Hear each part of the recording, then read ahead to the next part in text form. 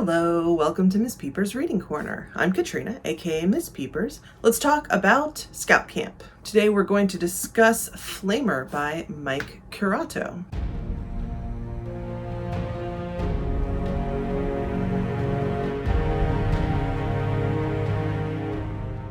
Flamer is number 10 on the list of the top 10 most banded challenge books in the United States from last year. In this graphic novel, we follow Aiden Navarro, who is a 15-year-old in 1995, and he's attending Boy Scout camp for the summer. He's worried about the normal teenage things. He's about to go into high school in a few months. He's worried about managing his friendships and dealing with bullies, both at the Scout camp and also the ones that he anticipates meeting in high school. He is also fighting guilt and shame because he has begun having sexual feelings for his friend Elias. Now, a bit of context, especially for those of you who may not live in the United States, the Boy Scouts of America is essentially an organization that allows boys to build the foundations of a social structure, to learn about camping, to get out into the woods, to experience nature, learn how to build a fire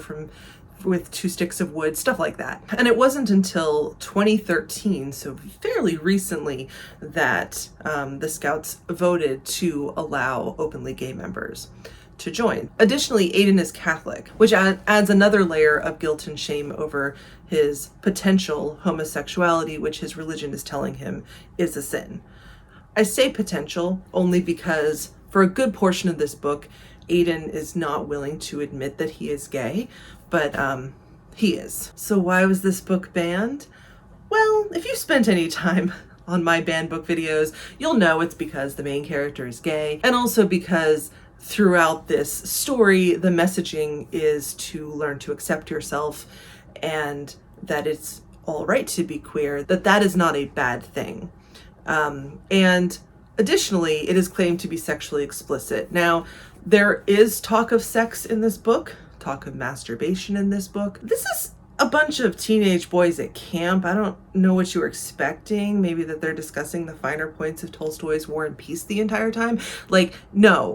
No, that's going to be a topic of sex is going to be a topic of discussion. Also, because the main character is wrestling with his sexuality and trying to understand himself and how he's feeling, he has sexual dreams. One thing that is interesting to me is that the discussions of the challenges and bans of this book don't seem to include the discussion of suicide that is in here, and that is a content warning for this book, that Aiden does contemplate taking his own life. I'll give you the spoiler that he ends up not doing that. This book is semi-autobiographical, and the author says in the afterword that is something that he himself contemplated, and that's part of why he included it in here. And I don't have the statistics to hand, but I do know that self-harm and suicide are very common amongst young people who are queer or questioning their sexuality because of the way that society approaches those things and does not create a safe space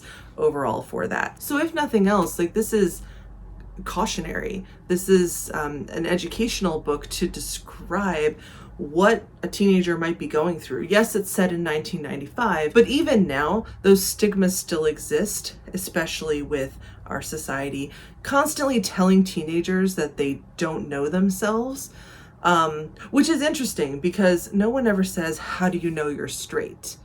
I've never heard anyone say, never.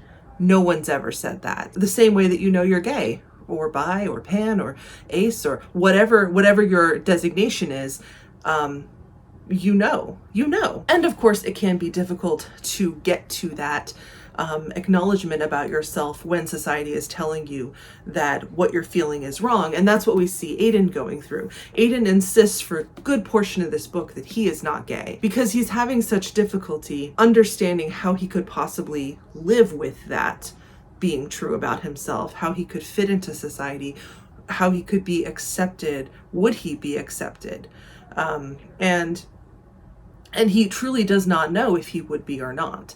And that's scary. That would be scary for an adult, let alone a teenager. And so this is a challenging read because of those topics. So why should you read this? This is an excellent view into the experience that many queer people have, particularly when they are younger, but that can also affect people into adulthood. It's not the only experience. Of course, Mike Curato, he's talking about his own personal experience, and I believe drawing on those of people he has talked to as well. But it gives a glimpse into how it could be, and also how it should not be. A book like this helps build empathy if you can look at this character and say, the world should not be like this. At no point should anyone, let alone a child, be so at odds with who they are and who they believe that they should be, that they are contemplating just ending it. And the artwork is so powerful as well. The majority of the pictures are in black and white, and Curato uses color to indicate fantastical sequences. So here Aiden is imagining himself as an X-Man, well, actually an X-woman. Jean Grey is the Phoenix is one of his favorite superheroes. So I recommend that you ignore the censors and read it anyway. So let me know in the comments, have you read Flamer or anything else by Mike Curato? And either way, whatever you do, please, please, please keep reading. And I'll see you in the next one.